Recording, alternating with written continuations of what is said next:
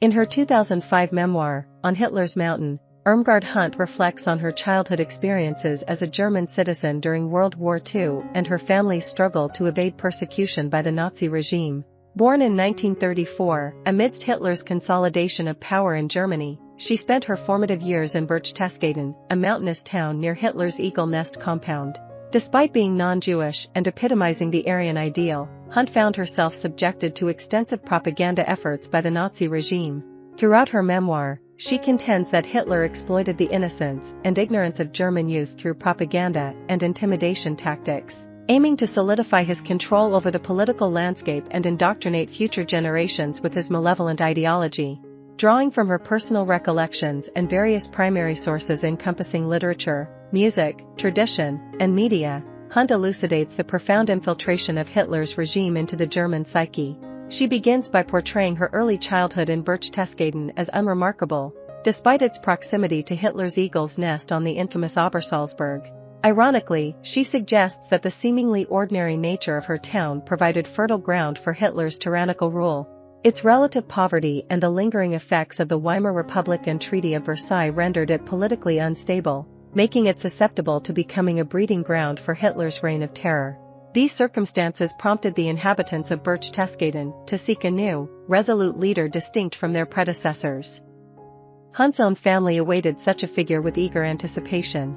Her grandfather, a skilled cabinet maker, could only secure work crafting coffins, while her mother scavenged for morsels of food discarded by her employer. Hunt contends that her family's morale suffered greatly due to their inability to maintain a sense of dignity. When Hitler ascended to power, he pledged to restore dignity to the German populace. Additionally, he presented a utopian vision of prosperity and national unity that sharply contrasted with the grim realities faced by suffering Germans. In exchange, the German populace pledged unwavering loyalty to Hitler's narrative of German superiority over Europe and the world.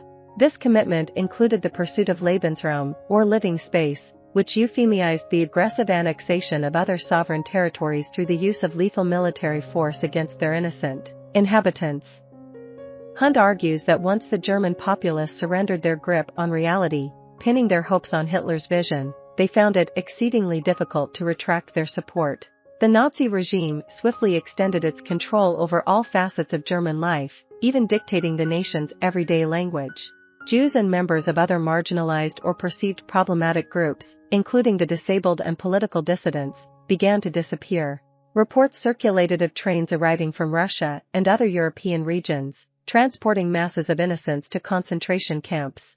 For Hunt's family, Buchenwald stood out as the most infamous camp, situated near Weimar, Germany, and counted among the largest camps of its kind.